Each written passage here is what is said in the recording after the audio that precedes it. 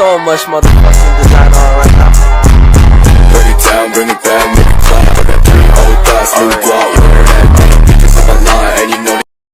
Assalamualaikum warahmatullahi wabarakatuh. Perkenalkan, nama saya Dela Ramadhani dari kelompok 1 akan menjelaskan tentang letter of credit dari sudut pandang fikih muamalah. Letter of credit merupakan salah satu produk bank konvensional dalam muamalat kontemporer yang perlu kita kaji hukum fikihnya. Apakah bisa dibenarkan secara syara atau tidak?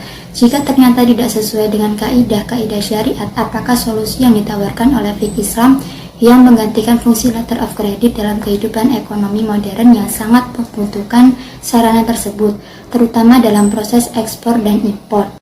Substansi letter of credit dan urgensinya. Letter of credit dalam bahasa Arab disebut al-i'timad al-mustanadi, sedang i'timad atau kredit secara etimologi mempunyai arti kepercayaan, pemberian kemudahan atau jaminan.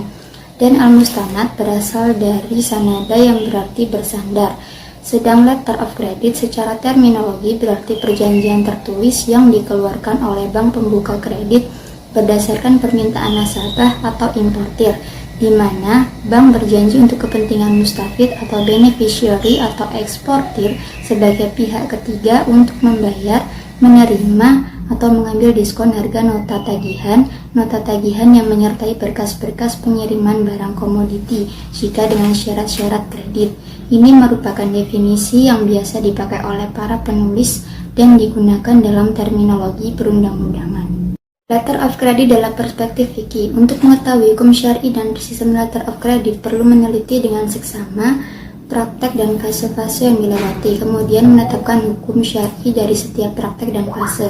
Secara garis besar, operasional letter of credit dapat dibedakan menjadi 2 kondisi. Yang pertama yaitu kondisi letter of credit sebagai sarana pembayaran, di mana kondisi ini terjadi ketika letter of credit dikeluarkan dari pemohon yang memiliki seluruh hak kreditnya, yang mana bank berjanji untuk membayar, menerima, atau memotong nota tagihan untuk kepentingan pengguna atau eksportir. Dengan demikian, dalam fikih, hubungan semacam ini termasuk dalam kategori wakalah yang diperbolehkan dalam Islam, karena permohonan LC mewakilkan bank yang mengeluarkan LC untuk melaksanakan pekerjaan sesuai dengan permintaan yang mewakilinya. Kedua yaitu letter of credit sebagai sarana pembayaran yang disertai dengan kredit. Kondisi ini sebenarnya merupakan kondisi pengecualian, namun pada aplikasi sekarang menjadi hal yang biasa, bahkan kebalikannya yang menjadi pengecualian. Karena demikian, maka seluruh aplikasi letter of credit kecuali kondisi pembayaran di depan atau advance payment seperti di atas merupakan pendanaan dalam perdagangan internasional untuk tempo yang berbeda-beda. Masing-masing eksportir maupun importir dapat memperoleh kemudahan kredit melalui letter of credit. Maka selagi pemohon letter of credit tidak memiliki seluruh harga kredit atau sebagiannya, secara fikih hubungan ini termasuk dalam qard yang berbunga baik dari seluruh kredit maupun sebagian kredit yang belum dibayarnya. Apalagi bank mengambil 2 macam kredit dari nasabahnya atau importirnya seperti di depan. Dari sini pelaksanaan letter of credit termasuk muamalah yang diharamkan karena mengandung riba dengan diterapkannya sistem bunga. Oleh karena itu, menjadi tugas Bank Islam untuk memberikan solusi dari muamalah yang haram ini dengan alternatif akad yang dibenarkan oleh syara yang bisa memerankan fungsi letter of credit dalam perdagangan internasional. Pandangan ulama terkait letter of credit atau surat kredit adalah bervariasi, terutama dalam konteks hukum Islam syariah. Beberapa ulama menganggap LC sebagai instrumen yang sah dalam pandangan internasional, asalkan mematuhi prinsip-prinsip syariah, seperti menghindari riba dan unsur-unsur haram lainnya. Penerapan sistem letter of credit yang diterapkan dalam bank Islam dapat menepis banyak problem yang dihadapi oleh bank-bank konvensional seperti usaha bank-bank konvensional untuk meminta jaminan dari nasabah atau menggunakan nama bank dalam pengiriman barang-barang komoditi yang diimpor. Usaha-usaha ini bukan untuk memindahkan kepemilikan secara hakiki, namun dalam rangka menjamin agar bank benar-benar dapat mengambil uang pendanaan yang telah dikeluarkan. Dalam masalah ini, operasional letter of credit dalam bank Islam yang menggunakan akad murabahah, musyarakah atau mudharabah atau wakalah bi ajr seperti di atas telah terhindar dari problem ini. Namun, ada juga pandangan yang lebih konservatif di kalangan ulama yang mempertanyakan sahnya LC karena beberapa alasan, seperti keterlibatan bunga atau transaksi yang tidak jelas dari sudut pandang syariah. Pendekatan terhadap LC dalam Islam dapat bervariasi tergantung pada interpretasi individu ulama dan pengikut mereka.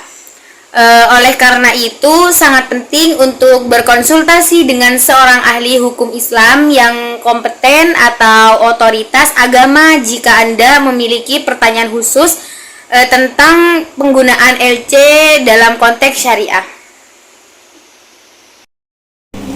Di sini saya akan menjelaskan mengenai aplikasi alternatif letter of credit pada bank Islam.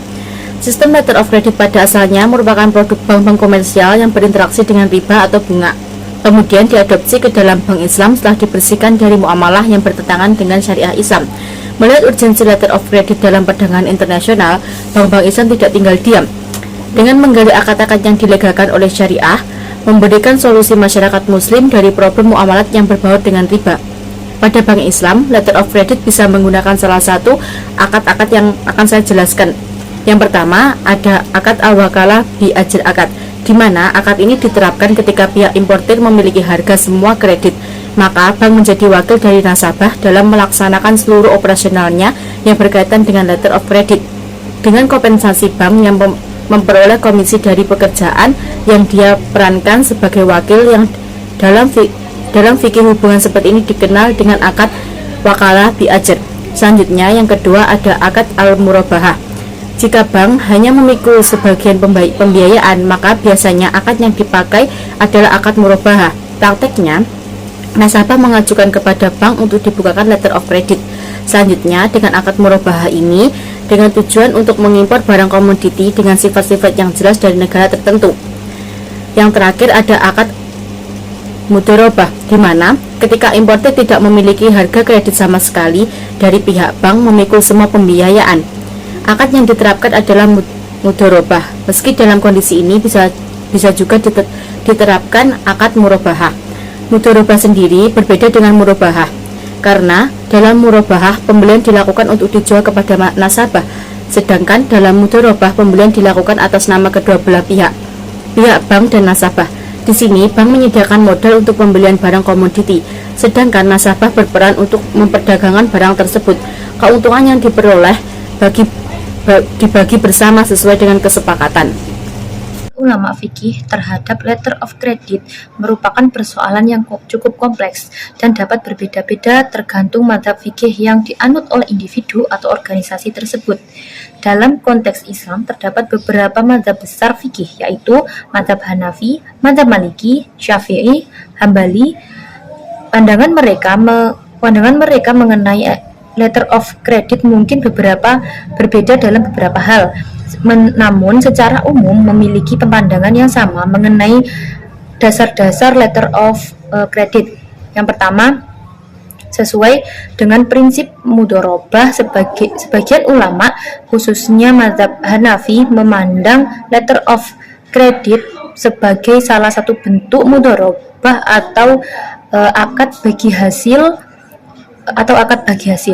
Dan konteks ini, pihak yang membuka letter of credit biasanya pembeli bertindak sebagai pengelola modal. Pihak yang menggunakan dana letter of credit untuk membeli barang dari pihak lain atau penjual bertindak sebagai rob al-mal atau pemilik letter of credit.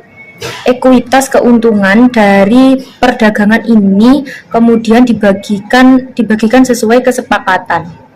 Yang kedua, kepatuhan syariah. Syarat-syarat letter of credit harus sesuai dengan prinsip-prinsip hukum syariah Islam, seperti larangan riba atau bunga, gharar atau ketidakpastian berlebihan, dan maisir atau perjudian. Letter of credit juga tidak dapat digunakan untuk memfasilitasi transaksi yang melanggar hukum Islam seperti penjualan alkohol, daging babi, dan sebagainya. Pandangan ini merupakan pandangan umum dalam Islam tentang letter of credit. Namun, penting untuk dicatat bahwa terdapat beberapa perbedaan pendapat di antara para ulama dan organisasi fatwa mengenai masalah ini. Oleh karena itu, individu atau organisasi mempertimbangkan untuk menggunakan letter of credit dalam transaksi mereka harus berkontribusi dengan otoritas syariah atau ulama terkemuka untuk mendapatkan pandangan yang lebih umum dan rinci. Surat Al-Baqarah ayat 280 dijelaskan, Bismillahirrahmanirrahim, wa in kana du usratun fanadhiru ila maisarah wa in tasaddaqu khairul lakum in kuntum ta'lamun. Yang artinya, dan jika orang yang berhutang itu dalam kesukaran, maka berilah tangguh sampai dia berkelapangan, dan menyedekahkan sebagian atau semua hutang itu lebih baik bagimu jika kamu mengetahui. Di sini berarti melakukan kredit adalah hukum asal melakukan kredit adalah diperbolehkan asalkan sesuai dengan syariat dan ketentuan yang telah ditetapkan oleh syariat Islam.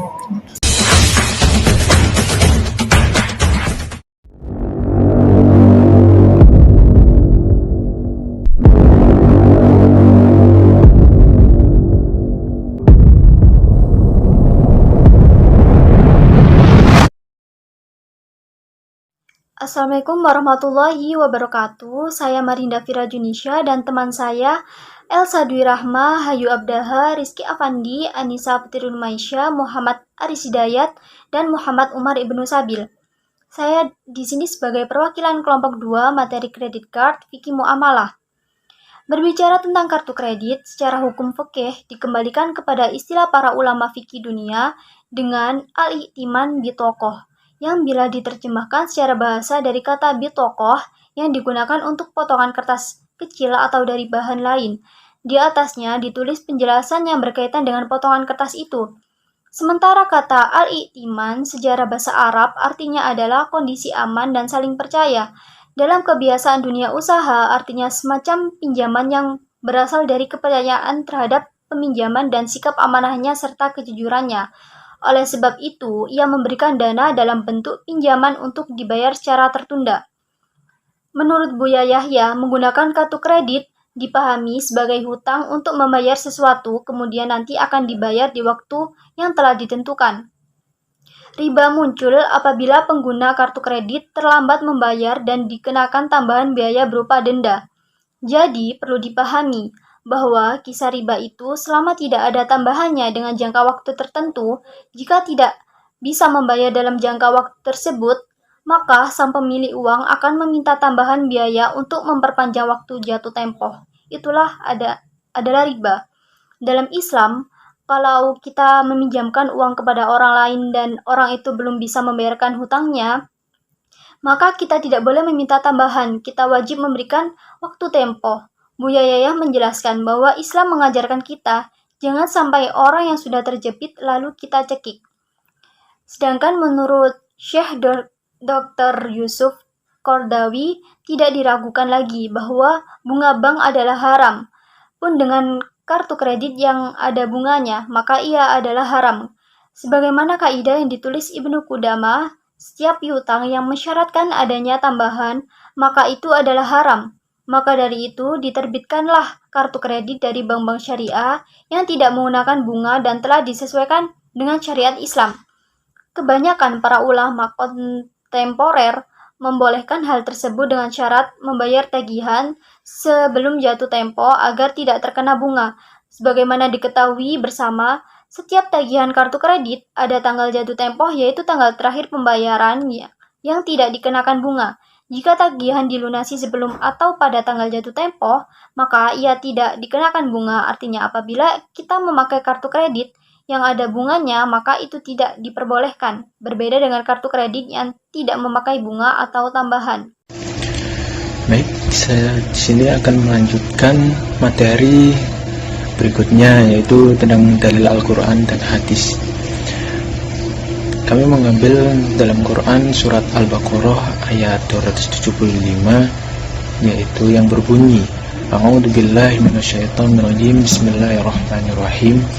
Alladzina ya'kuluna riba la yakumuna illa kama yakumul ladina takhabbatu syaitanu minal mas. Dzalika bi annahum qalu innamal bay'u mislu riba wa ahallallahu al-bay'a wa harrama riba.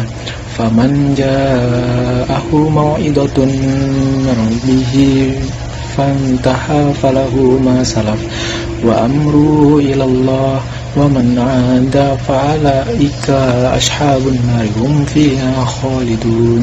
Yang artinya, orang yang makan atau mengambil riba tidak dapat berdiri melainkan seperti berdirinya orang yang kemasukan syaitan lantaran tekanan penyakit gila. Keadaan mereka yang demikian itu adalah disebabkan mereka berkata atau berpendapat, sesungguhnya jual beli itu sama dengan riba, padahal Allah telah menghalalkan jual beli dan mengharamkan riba. Orang yang telah sampai kepadanya larangan dari Tuhannya lalu terus berhenti atau dari mengambil riba, maka baginya apa yang telah diambilnya dahulu sebelum datang larangannya, dan urusannya terserah kepada Allah. Orang yang mengulangi atau mengambil riba, maka orang itu adalah penghuni neraka, mereka kekal di dalamnya.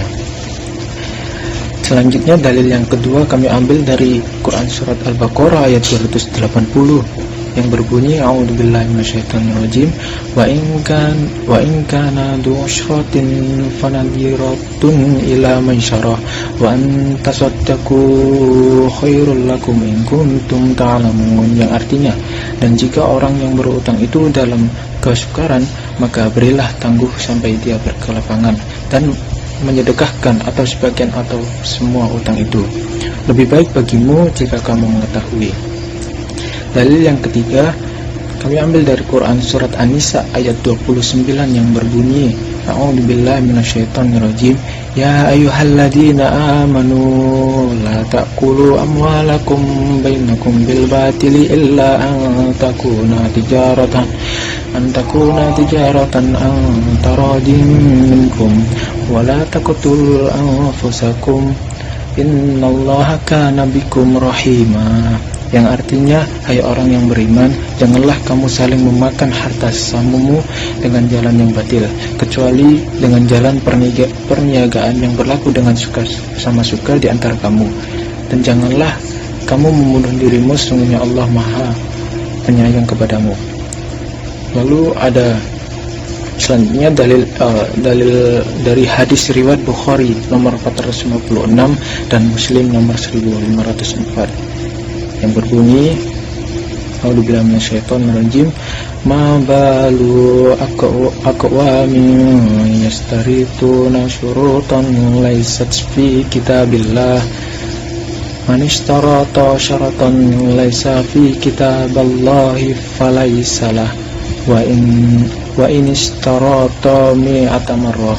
Yang artinya, mengapa bisa kaum yang membuat suatu persyaratan yang menyelisihi kitabullah, siapapun yang membuat syarat juga syarat tersebut bertentangan dengan kitabullah, maka ia tidak pantas mendapatkan syarat tersebut padahal ia telah membuat 100 syarat. Dalil yang terakhir diambil dari hadis riwayat Nabi Muslim dari Abu Hurairah. Nabi Muhammad SAW bersabda, man faraja an muslimin kurbatan min kurabid dunya farajallahu anhu kurbatan min kurabi yaumal qiyamah wallahu fi aunil abadi ma mal abadu fi auni akhi. Yang artinya, orang yang melepaskan seorang muslim dari kesulitannya di dunia, Allah akan melepaskan kesulitannya di akhir kiamat, dan Allah senantiasa menolong hambanya selama ia suka menolong kepada saudaranya. Mungkin sekian dari saya. Wallahu muwaffiq ila aqwamit thoriq. Wassalamualaikum warahmatullahi wabarakatuh. Hakikat kartu kredit.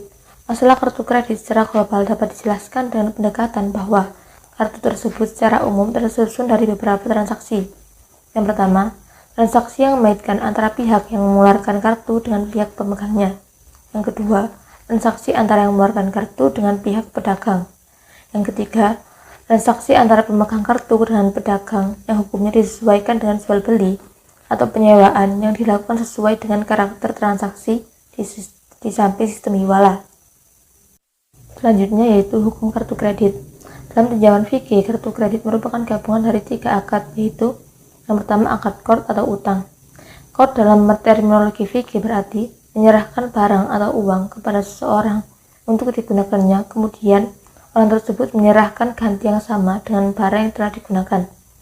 Aplikasi qard dalam kartu kredit adalah bank membayar terlebih dahulu nilai barang atau jasa kepada pedagang, dan pada waktu jatuh tempo, bank akan menagih hutang kepada nasabah. Yang kedua, akad kafalah atau jaminan. Akad kafalah adalah akad penjaminan yang diberikan oleh pemenanggung kafil kepada pihak ketiga untuk memenuhi kewajiban pihak kedua atau yang ditanggung, makful anhu. Aplikasinya, kartu kredit adalah bank penerbit kartu memberi jaminan kepada penjual untuk memenuhi kewajiban pembayaran pemegang kartu atas barang yang dibelinya atau jasa yang digunakannya. Bank penerbit kartu menarik imbalan atau fee dari pemegang kartu atas jasa penjaminan yang diberikan. Yang ketiga, akad ijro atau jasa. Akad ijro atau jasa adalah saat pemegang kartu melakukan transaksi pembelian barang atau jasa, maka bank penerbit memperoleh fee dari pedagang. Besaran fee berkisar antara 2-5% dari harga barang atau jasa. Fee ini diberikan sebagai imbalan ujro atas jasa perantara, pemasaran, dan penagihan. Kartu kredit ini juga memiliki beberapa alasan untuk dilarang, diantaranya yang pertama, persyaratan berbau riba. Yang kedua, presentasi yang dipotong oleh pihak yang mengeluarkan kartu dari bayaran untuk pedagang. Yang ketiga, denda keterlambatan dan bunga riba.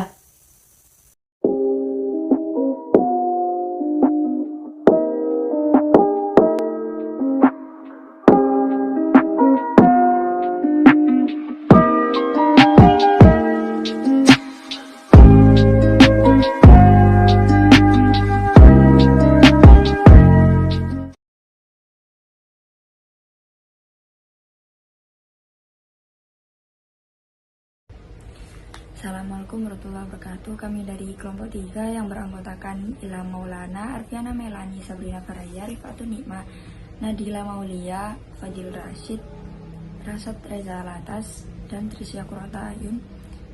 Di sini kami akan menjelaskan tentang kredit transaction dalam fikih muamalah.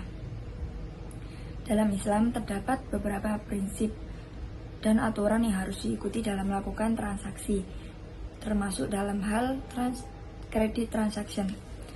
Kredit transaction atau transaksi kredit adalah transaksi yang melibatkan pemindahan barang atau jasa dengan pembayaran yang dilakukan secara bertahap dalam jangka waktu tertentu. Dalam transaksi ini, penjual memberikan barang atau jasa kepada pembeli tanpa pembayaran tunai, melainkan dengan janji untuk membayar di kemudian hari. Dalam fikih muamalah terdapat beberapa prinsip dan aturan yang perlu diperhatikan dalam melakukan transaksi kredit. Antara lain, yang pertama yaitu melaksanakan dengan kesepakatan dari kedua belah pihak. Transaksi kredit harus dilakukan dengan kesepakatan dari kedua belah pihak, yaitu penjual dan pembeli. Kedua belah pihak tersebut harus sepakat mengenai syarat-syarat pembayaran, jangka waktu, dan jumlah yang harus dibayarkan. Untuk yang kedua yaitu kejelasan dan keabsahan kontrak. Kontrak transaksi kredit harus jelas dan sah sesuai dengan hukum Islam. Syarat-syarat yang terdapat dalam kontrak harus jelas dan tidak ada unsur penipuan, riba, atau hal-hal yang bertentangan dengan syarat Islam. Assalamualaikum warahmatullahi wabarakatuh. Perkenalkan, saya Trisya Kurata Ayun dengan NIM 220811 dan 4012. Kali ini saya akan melanjutkan penjelasan dari teman saya. Poin ketiga yaitu mengenai dengan kewajiban membayar tepat waktu. Pembeli memiliki kewajiban untuk membayar sesuai dengan kesepakatan yang telah ditentukan sebelumnya oleh kedua belah pihak. Pembayaran tepat waktu itu juga ditujukan untuk menjaga kepercayaan antara penjual dan pembeli serta menghindari adanya potensi untuk berkonflik di kemudian hari. Lalu poin keempat yaitu hukum penundaan pembayaran. Dalam Islam, penundaan pembayaran dalam credit transaction itu boleh dilakukan dengan kesepakatan yang telah ditentukan oleh kedua belah pihak. Namun, jika terdapat penundaan pembayaran tanpa adanya alasan yang dibenarkan atau atas permintaan dari salah satu pihak saja, hal ini dapat dianggap sebagai pelanggaran terhadap kewajiban pembayaran yang telah disepakati sebelumnya. Terus, poin yang kelima yaitu larangan riba. Dalam credit transaction, larangan riba tetap berlaku. Riba sendiri itu adalah tambahan atau kelebihan yang diterima oleh penjual atau pemberi kredit yang tidak diimbangi dengan manfaat yang setara yang diterima oleh pengguna kredit. Nah, oleh karena itu, dalam transaksi kredit tidak diperbolehkan adanya tambahan atau kelebihan pembayaran yang bersifat ribawi. Untuk poin selanjutnya akan dijelaskan oleh teman saya. Terima kasih.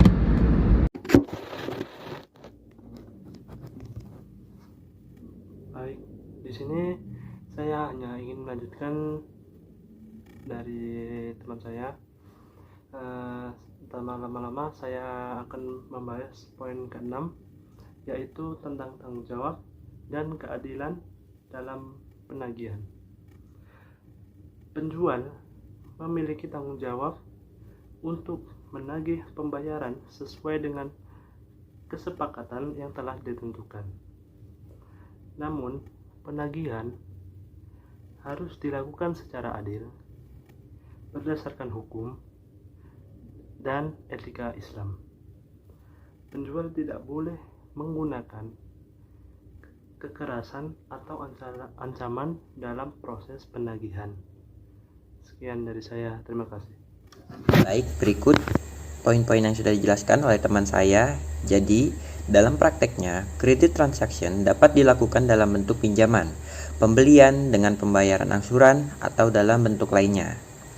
Namun, prinsip-prinsip di atas tetap berlaku untuk menjaga keadilan dan keabsahan transaksi dalam Islam. Pendekatan fikih muamalah yang berlandaskan pada prinsip-prinsip membantu umat muslim dalam menjalankan transaksi kredit dengan cara yang sesuai dengan nilai-nilai Islam.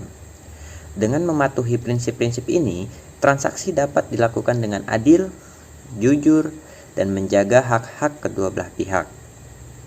Sekian yang dapat saya sampaikan. Terima kasih.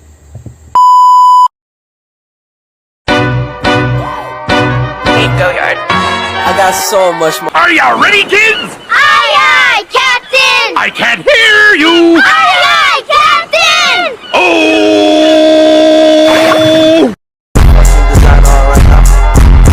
Break it down, bring it back, make it clap. I got 3 old thoughts, new block, word that bitches on my line, and you know. Materi yang pertama yaitu mengenai pengertian MLM. MLM atau multi-level marketing merupakan sistem penjualan yang memanfaatkan konsumen sebagai tenaga penyalur secara langsung. Sistem penjualan ini menggunakan beberapa level atau tingkatan di dalam pemasaran barang dagangannya. Jadi, multi-level marketing adalah suatu konsep penyaluran barang atau produk dan jasa tertentu yang memberi kesempatan kepada para konsumen untuk turut terlibat sebagai penjual dan memperoleh keuntungan di dalam garis kemitraannya. MLM disebut juga network marketing, multi-generation marketing, dan unilevel marketing. Namun dari semua istilah itu, yang paling populer adalah istilah multi-level marketing. Sistem ini memiliki ciri-ciri khusus yang membedakannya dengan sistem pemasaran lain. Di antaranya ciri-ciri khusus tersebut adalah terdapatnya banyak jenjang atau level, melakukan perekrutan anggota baru, penjualan produk, terdapat sistem pelatihan, serta adanya sistem komisi atau bonus untuk tiap jenjangnya. Pendapat para ulama fikih tentang hukum MLM itu ada dua. Pendapat pertama itu menyatakan bahwa MLM hukumnya mubah atau boleh. Ini merupakan pendapat lembaga fatwa Al-Azhar Mesir karena dianggap sama dengan samsaroh atau perantara antara penjual dan pembeli atau calo. Fatwa ini ditanggapi oleh banyak peneliti ekonomi Islam. Menurut Dr. Husain Syahroni, dalam disertasinya diajukan ke Fakultas Syariah Universitas Islam A1 Imam Saud Riyadh, Arab Saudi, yang berjudul At-Taswik At-Tijari wa Ahkamu fil Fiqh Al-Islami, bahwa fatwa ini tidak berarti membolehkan sistem MLM secara mutlak, disebabkan beberapa hal. Yang pertama, fatwa tersebut berdasarkan deskripsi yang disampaikan tanpa mengaji ulang secara langsung sistem yang digunakan perusahaan yang bersangkutan, sebagaimana dijelaskan pada pembukaan fatwa. Padahal kalau permasalahan menjelaskan hal-hal yang dapat mempengaruhi hukum MLM, kemungkinan fatwanya berbunyi lain. Seperti bahwa pembelian produk merupakan syarat untuk dapat memasarkan barang dan meraih bonus. Lalu tujuan utama orang membeli produk untuk ikut MLM adalah meraih bonus yang dijanjikan. Perbandingan bonus yang dijanjikan sangat jauh dibandingkan dengan harga produk yang usahanya memasarkan barang. Yang kedua, fatwa ini tidak membolehkan secara mutlak, akan tetapi berkait, yaitu tidak terdapat penipuan, kecurangan, dan kezaliman dalam memasarkan produk. Persyaratan ini tidak terpenuhi dalam praktik MLM, karena kenyataannya pada saat memasarkan produk dan sekaligus merekrut downline selalu dipenuhi dengan kecurangan, penipuan, dan kezaliman, di mana upline menjanjikan bonus yang sangat besar kepada calon pembeli, padahal yang mendapatkan bonus itu hanya 6% saja dari seluruh anggota. Ini namanya spekulasi tinggi atau judi, dengan janji itu pembeli bersedia membeli produk yang harganya jauh lebih mahal dibandingkan dengan harga yang sebenarnya. Yang ketiga, fatwa yang menganggap MLM sama dengan samsaroh atau calo tidaklah tepat, karena terdapat perbedaan yang mendasar antara MLM dan samsaroh. Selanjutnya, MLM sering dianggap kontroversial dan dianggap haram oleh beberapa orang atau dalam beberapa konteks agama karena beberapa alasan. Yang pertama yaitu skema piramida. Beberapa MLM telah dianggap sebagai skema piramida ilegal di mana keuntungan utama berasal dari merekrut anggota baru daripada penjualan produk atau layanan yang sebenarnya. Ini dapat dianggap sebagai bentuk penipuan. Yang kedua yaitu resiko keuangan. Banyak orang menghadapi kerugian finansial signifikan dalam bisnis MLM karena harus membeli inventaris produk atau membayar biaya pendaftaran yang mahal. Ini dapat menjadi beban finansial yang berat. Tidak transparan. Terkadang MLM tidak transparan tentang kompensasi dan struktur bisnis mereka, yang dapat membingungkan anggota baru dan menyebabkan mereka kehilangan uang. Yang keempat yaitu fokus pada rekrutmen. Beberapa MLM lebih fokus pada merekrut anggota baru daripada menjual produk atau layanan yang sebenarnya. Ini bisa berarti bahwa hanya sedikit orang yang benar-benar mendapat keuntungan sementara yang lainnya kehilangan uang. Yang terakhir yaitu potensi eksploitasi. Dalam beberapa kasus MLM dapat memanfaatkan orang-orang yang rentan secara finansial atau emosional dengan janji-janji keuntungan yang tidak realistis. Penting untuk mencatat bahwa tidak semua MLM adalah ilegal atau haram, tetapi sebagian besar kontroversi ini muncul karena praktik-praktik yang tidak etis atau ilegal dalam industri ini. Adapun perbedaan samsaroh atau calo dengan MLM. Untuk samsaroh sendiri yaitu yang pertama, untuk menjadi perantara tidak disyaratkan harus membeli produk terlebih dahulu. Dan yang kedua, perantara atau agen mendapat imbalan dari setiap barang yang dijualnya kepada siapapun. Dan yang ketiga, upah yang diterima oleh perantara jelas jumlahnya, baik dengan cara presentase harga barang ataupun dengan cara penetapan.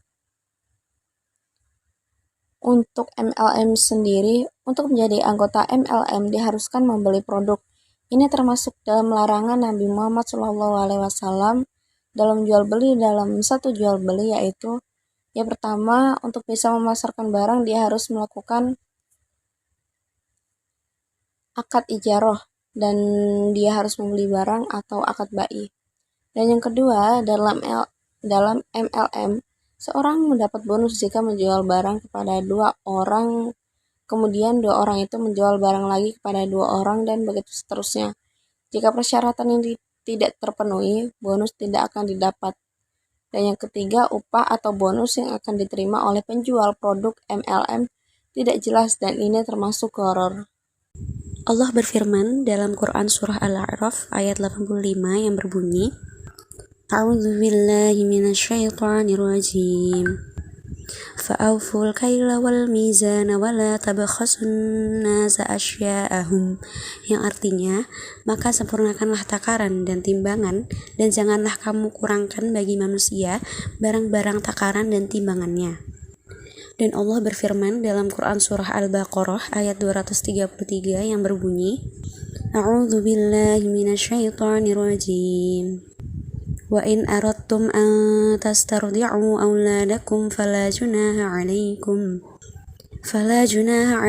idza sallamtum ma ataitum bil ma'ruf, yang artinya, dan jika kamu ingin anakmu disusukan oleh orang lain, maka tidak ada dosa bagimu apabila kamu memberikan pembayaran menurut yang patut. Nah, dari apa yang sudah teman-teman saya jelaskan tadi, kesimpulannya, bisnis MLM merupakan salah satu jenis akad jual beli dengan sistem penjualan langsung atau network marketing yang memberdayakan distributor independen untuk memasarkan produk langsung secara mandiri. Dalam literatur hukum Islam, selama bisnis MLM tersebut bebas dari unsur-unsur haram seperti riba, gharar, zum, dan maisir, maka hukumnya adalah mubah. Sebaliknya, jika bisnis MLM atau bisnis yang lain mengatasnamakan MLM seperti money game yang di dalamnya terdapat unsur gharar, maka hukumnya adalah haram. Untuk itu, masyarakat muslim hendaknya berhati-hati dan tidak mudah tergiur dengan bisnis MLM, karena tidak menutup kemungkinan terjadinya gharar dan ketidakadilan. Sekian dari kelompok kami, kurang lebihnya mohon dimaafkan karena kesempurnaan hanya milik Allah Subhanahu wa taala.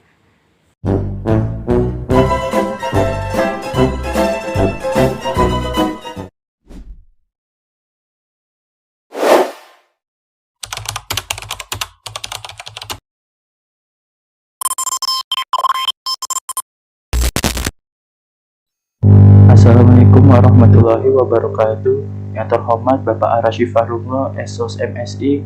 Perkenalkan, saya Syafa Al-Maksum dengan Niko 171. Saya sebagai perwakilan dari kelompok 5 di sini saya sendiri akan membahas pandangan Islam terkait franchise dan intellectual property. Menurut anggota Dewan Syariah Nasional MUI Pusat, Dr. Oni Sahroni MA, bisnis franchise adalah sebuah bisnis di mana pihak kedua atau franchise atau penerima waralaba mendapatkan hak dari pihak pertama untuk melaksanakan sebuah bisnis dengan nama atau merek serta sistem dan prosedur yang telah ditetapkan sebelumnya dengan jangka waktu tertentu. Sikap berhati-hati dari mengambil hak orang lain tanpa sah dalam bentuk apapun merupakan wasiat Al-Quran. Sebagaimana sabda Nabi SAW, tidak halal harta milik seorang muslim kecuali dengan kerelaan hatinya. Hadis riwayat Ad-Daruqutni. Pada dasarnya dalam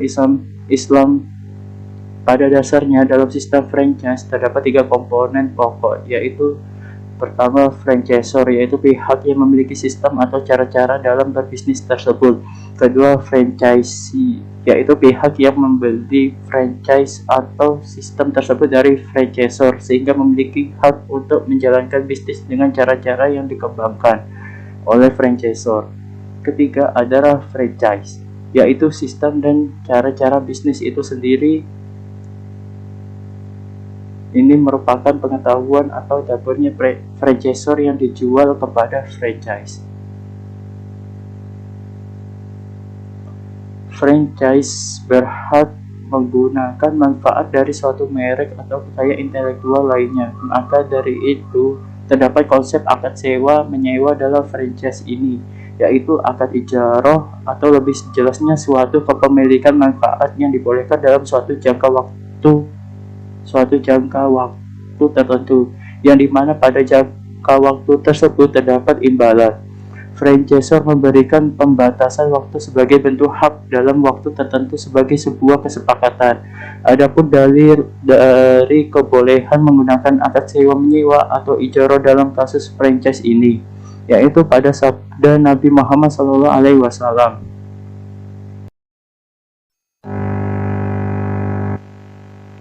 كنا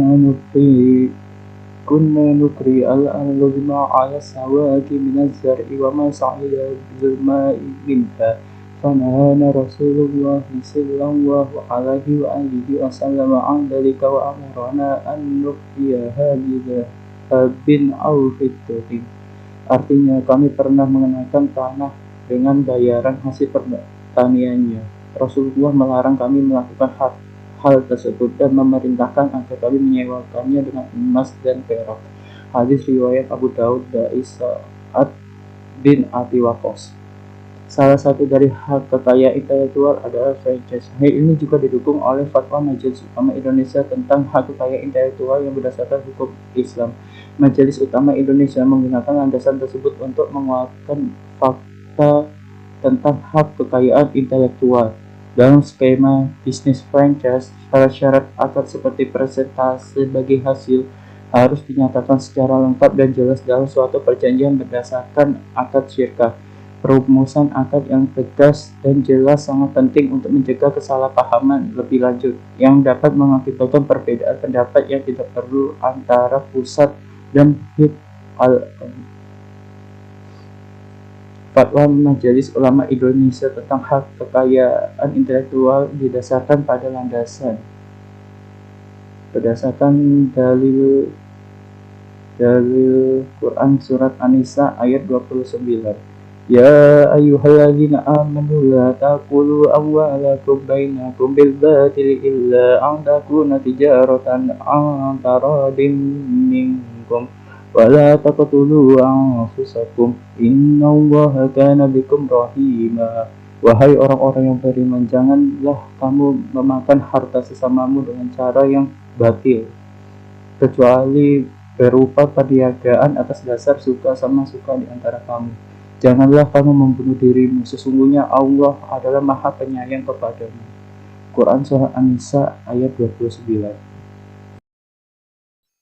Sekian penjelasan dari saya terkait franchise dan intellectual property. Kurang lebihnya mohon maaf. Wassalamualaikum warahmatullahi wabarakatuh.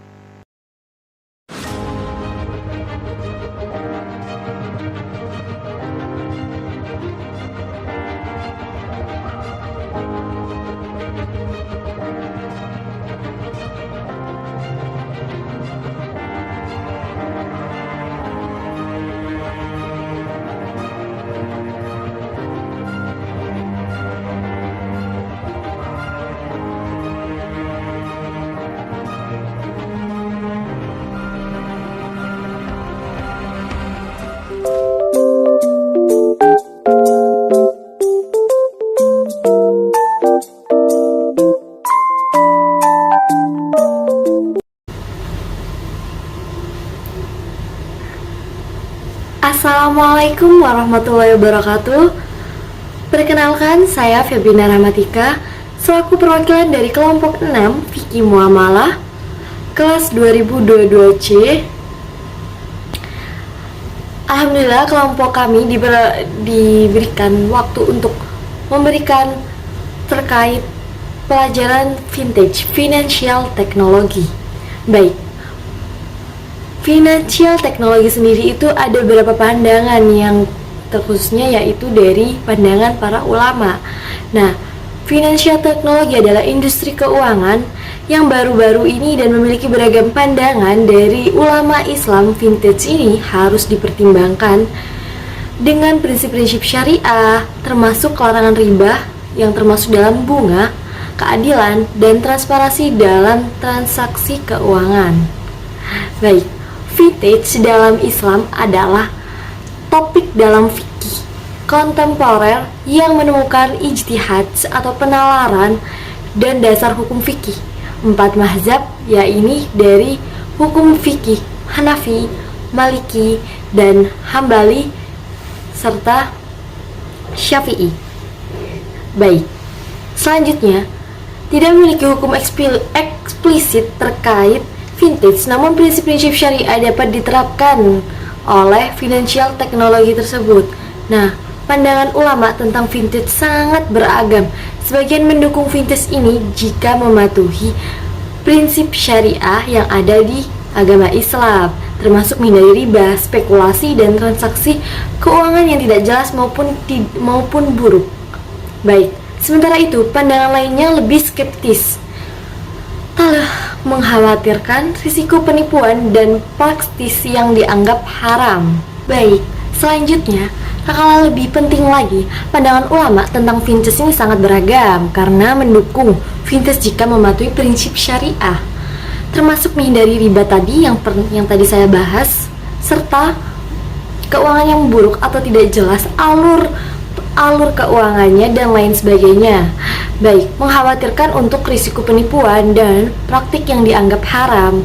Baik, berkonsultasi dengan ulama atau ahli keuangan syariah sebelum menggunakan vintage financial technology adalah penting untuk memastikan kepatuhan terhadap prinsip-prinsip yang ada di agama Islam, syariat-syariat yang ada di agama Islam, transparansi, keadilan dalam pembagian risiko dan keuntungan, serta penghindaran perjudian adalah vintage sesuai dengan nilai-nilai yang ada di agama Islam yang telah diterapkan di syariat Islam, sesuai dengan pandangan para ulama yang terus berkembang, mencerminkan kompleksitas hubungan antara financial technology dan Islam dalam era modern tahun 2023 dan tahun-tahun yang akan datang. Mungkin itu saja yang bisa saya perwakilkan dari kelompok saya untuk menjelaskan terkait financial technology menurut pandangan para ulama dalam mata kuliah fikih muamalah. Kurang lebihnya mohon maaf. Wassalamualaikum warahmatullahi wabarakatuh. Hisbah itu apa ya? Hisbah itu ini apa namanya? Yang mengatur pasar ya, yang mengatur pasar, yang ini loh apa namanya? Kalau zaman sekarang itu lembaga TERA gitu ya. Apa melihat apakah timbangannya pas apa enggak, kan gitu ya. Itu namanya al-hisbah, pengawas pasar. Zaman dulu itu begitu. Oke, selanjutnya. Nah, surah Al-Baqarah 208 itu apa? Tolong saya dicarikan. Al-Baqarah 208.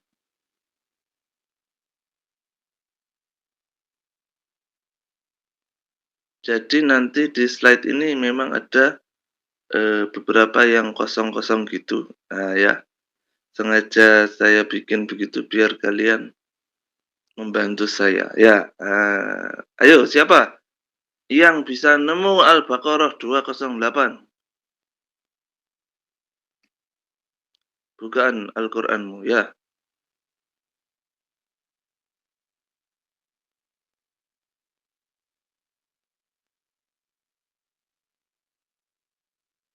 Ayo. Sengaja saya bikin begini biar kalian nggak tidur pas kuliah ya. Ayo, silakan Rifatun. Bismillahirrahmanirrahim. Ya ayyuhalladzina amanu dukhulu fis-silmi kaffah wa la tattabi'u khutuwati syaiton innahu lakum aduwwum mubin. Ya, terima kasih. Artinya apa artinya?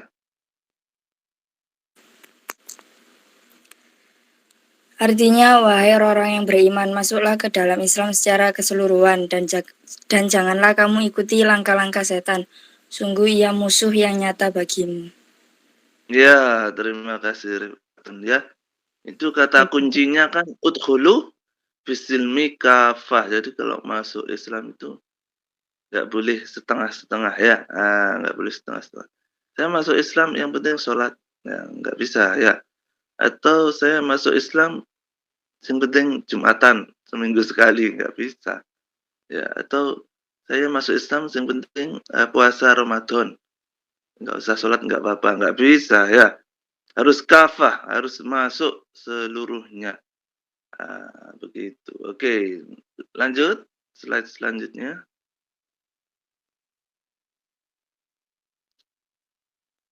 Nah, salah satu elemen yang darurat atau sangat penting di dalam hubungan antar manusia itu adalah muamalah, kan begitu ya. Muamalah ini mengatur hubungan antara individu dan masyarakat pada bidang ekonomi.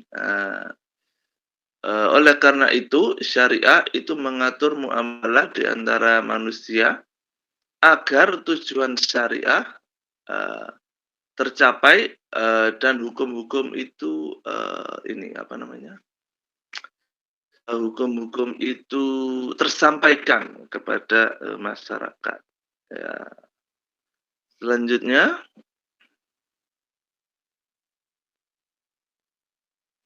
nah, para ulama itu sendiri sepakat bahwa muamalah itu sangat penting bagi masalah kemanusiaan ya. Daruriyah basyariyah. Daruriyah itu kan berarti darurat ya. Sangat penting. Jadi harus dipelajari. Ya, selanjutnya.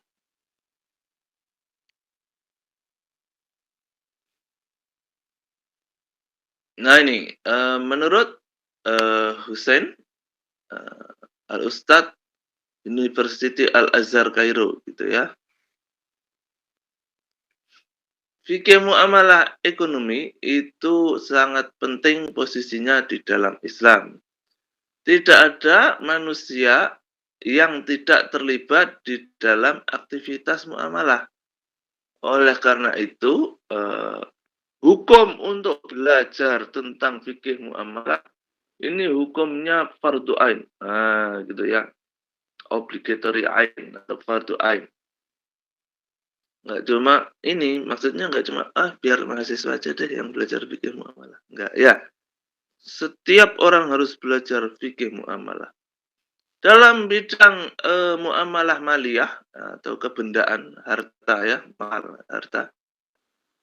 Seorang muslim itu wajib untuk memahami bagaimana dia melakukan muamalah sebagai kewajiban terhadap syariat Allah. Kalau dia nggak paham muamalah, maka dia akan jatuh kepada sesuatu yang diharamkan atau yang meragukan dan nggak sadar melakukan itu ya, without realizing gitu ya, tanpa sadar.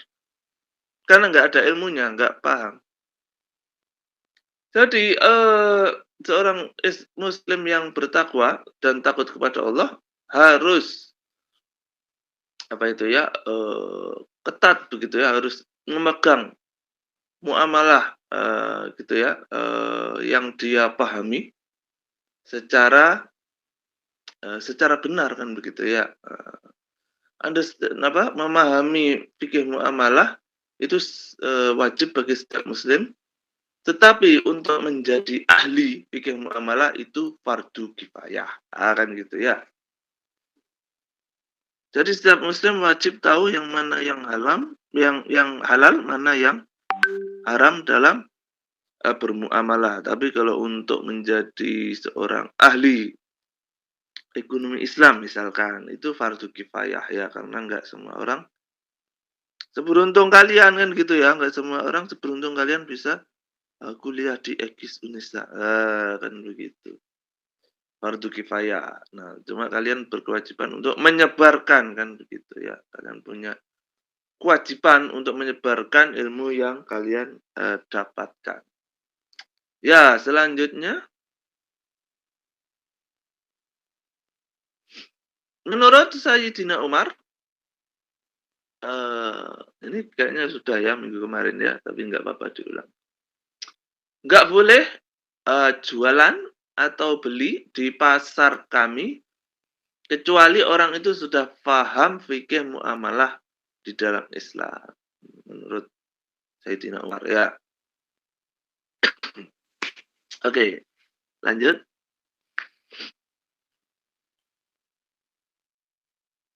Ini Al-Quran nih. Nah, Al-Quran ini. Dan untuk penduduk Madian, kami kirimkan saudara mereka Nabi Syuaib ya. Nabi Syuaib itu dia berkata, "Hai orang-orangku, sembahlah Allah. Tidak ada Tuhan bagimu kecuali Dia. Dan janganlah kamu mengurangi timbangan. Nah, ya toh. Sesungguhnya aku melihatmu dalam kondisi yang baik. Namun aku takut bahwa kalian akan masuk api neraka kalau masih suka mengurangi timbangan, begitu ya. Dan Shu'aib juga berkata, hai orang-orangku, sempurnakanlah timbangan dan balance justly itu berarti apa ya? Maksudnya timbangannya itu benar gitu ya, enggak salah gitu ya. Kamu tidak boleh apa ini ya? Harm itu ini. Menyakiti hak-hak orang lain atau mengurangi hak-hak orang lain begitu ya. Dan janganlah melakukan kejahatan di muka bumi dengan berbuat kerusakan. Nah, ini surah Hud. Oke, begitu ya. Jadi sejak zaman dulu, sejak syariatnya Nabi Syuaib ternyata sudah diatur begitu ya. Walaupun sangat sederhana ya. Jangan mengurangi timbangan. Berarti zaman itu sudah dunia bisnis sudah sangat berkembang pada saat itu. Oke, selanjutnya.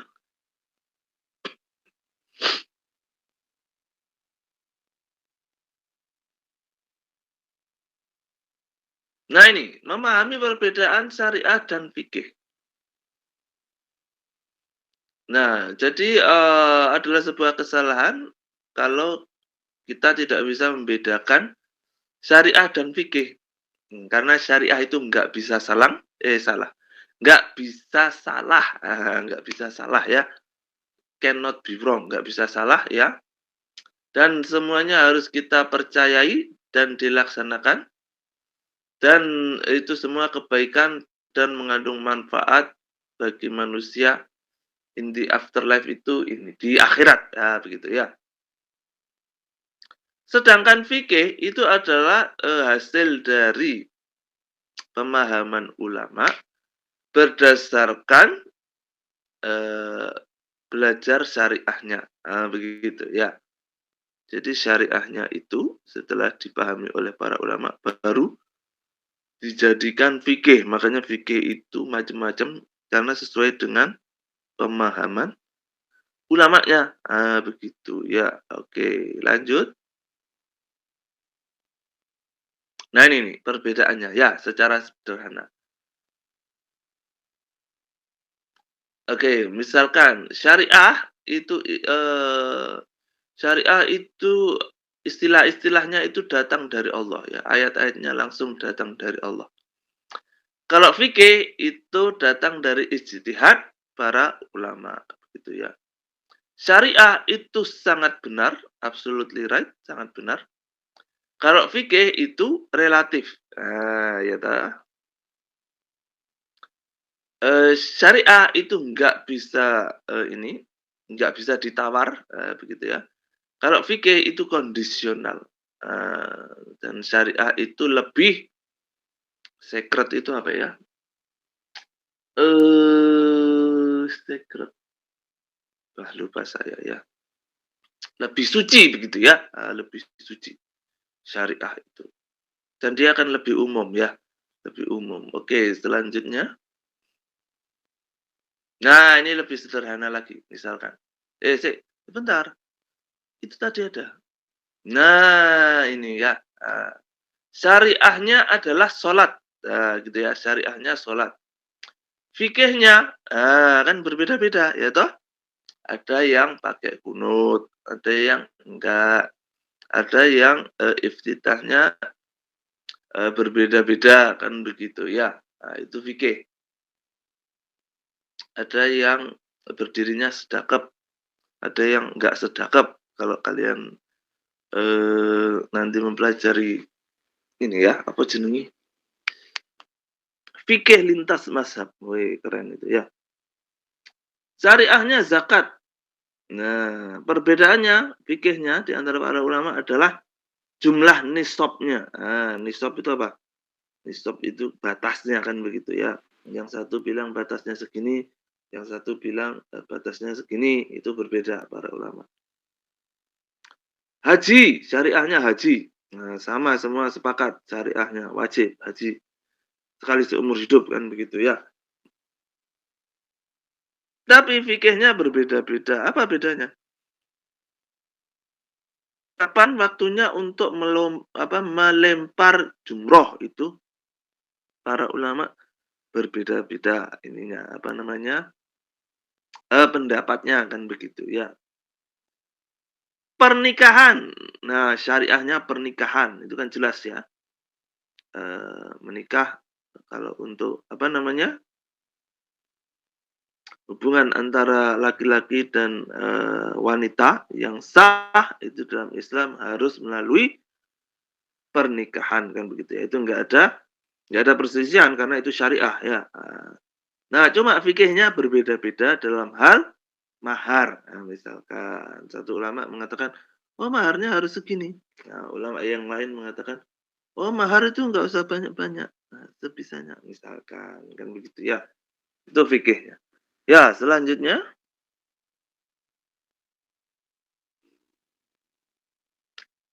Pada suatu waktu, sahabat Amru bin As dikirim untuk memimpin pasukan muslim di dalam sebuah perang pada tahun 8 Hijriah. Nah, dan pada suatu malam, dia mimpi basah. Ya, ini yang saya yakin kalian sudah paham ya maksudnya apa ya. Junub akan begitu ya. Ketika sudah pagi, waktunya sholat, dia takut. Beliau takut gitu ya, Amr bin As ini takut. Kalau saya mandi padahal ini sangat dingin sekali, ini saya bisa ini nih sakit flu ini. Sakit flu bahaya ini. Kalau saya sakit flu nggak bisa perang. Nah, misalkan gitu ya. Padahal ini masih pada saat-saat perang, war atmosfer ya. Nah, karena dia terlalu khawatir, makanya beliau itu hanya ini tayamum kan begitu ya, dan sholat kemudian dengan sahabat yang lain. Nah, suatu saat ketika sudah ya maaf saya agak flu ya. Suatu saat ketika bertemu dengan Rasulullah, para sahabat menceritakan begitu ya, apa yang dialami oleh Amr bin As. Kemudian Rasulullah bertanya, hei Amru, kamu sholat sama temanmu padahal kamu sedang junub. Kemudian Amr bin As menjawab dengan sebuah ayat Al-Quran yang teksnya, janganlah kamu membunuh diri sendiri, sesungguhnya Allah Maha Pengampun. Nah, begitu ya. Mendengar hal itu, Rasulullah hanya tertawa dan tidak mengatakan apa-apa. Nah, oleh karena itu, Amr bin As kemudian menjadi tenang, begitu ya. Kenapa menjadi tenang? Berarti saya nggak salah, nggak disalahkan sama Nabi, kan begitu ya. Oke, selanjutnya.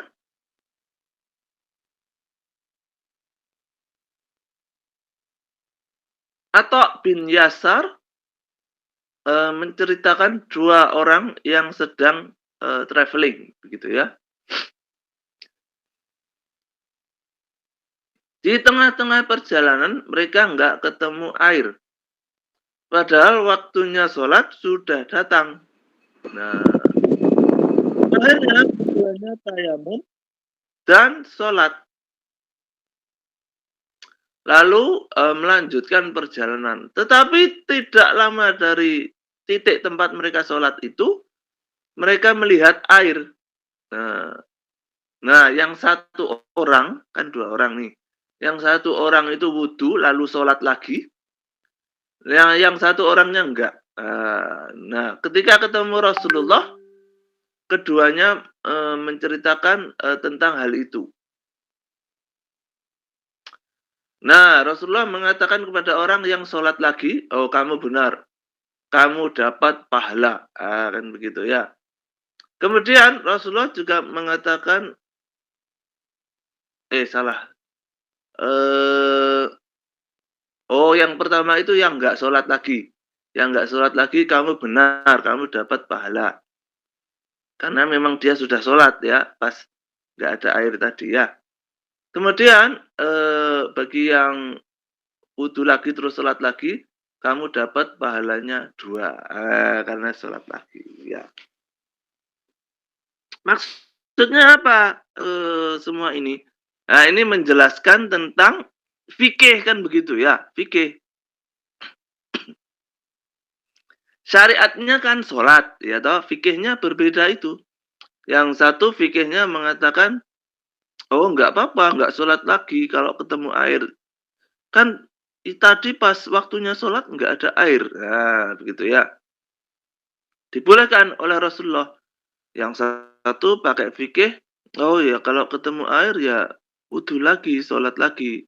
Tadi kan belum ketemu air. Nah, dapat 2 pahala. Itu perbedaan fikih ya. Kalau syariahnya tetap sholat. Ya, oke. Selanjutnya.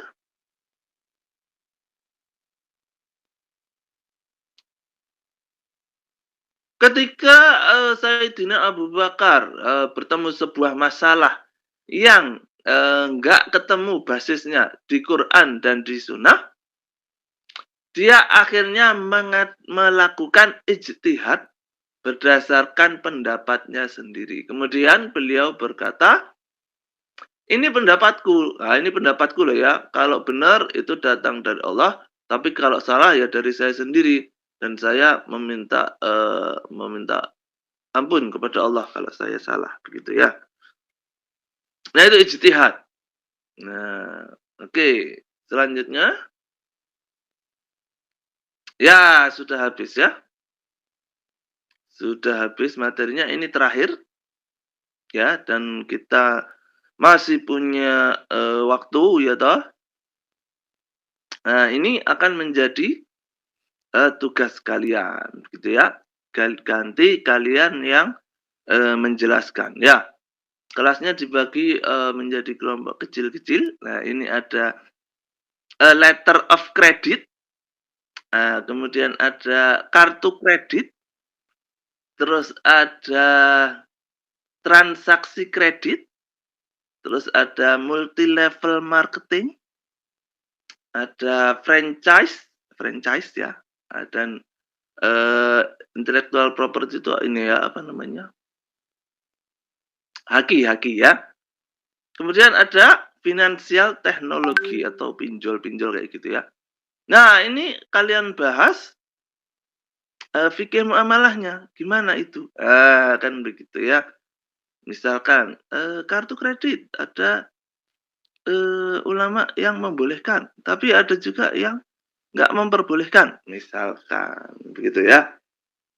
Nanti kalian jelaskan di video gitu ya, jelaskan di video. Oke gitu ya, ada pertanyaan sebelum kita akhiri?